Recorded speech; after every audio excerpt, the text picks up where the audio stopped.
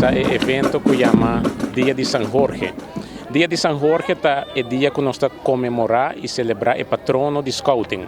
San Jorge históricamente ha sido escogido para el patrono que representa caminda bondad de prevalecer riba maldad.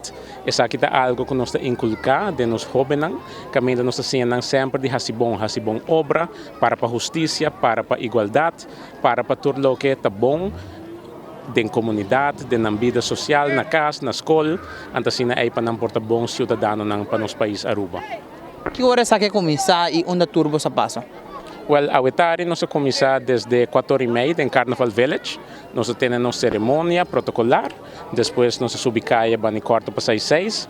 Nós passamos em caia de San Nicolás, caminho nós demonstrar que o scouting tem para forte e também assim aí para nós mostrar o barrio e Aruba completo, que o scouting tem está forte, está representado em todo o distrito de Aruba e é o que nós temos back para clausurar com os campfir. A noite nós estamos tendo mais ou menos 200 a 250 mucha. Scouting Aruba mesmo consiste de 400 a 450 membros. Então, assim aqui é diferente evento não botem e muita gente participar. Well, nós estamos enfocados sempre para nos jovens diferentes coisas, mas está enfocado para nos jovens muito resilientes, que crescem para jovens com capacidade de estar líder da sociedade, da comunidade, para forte de sapatos, seguir estudo, ajudar na família, assim aí cresce e aportar back na comunidade de Aruba.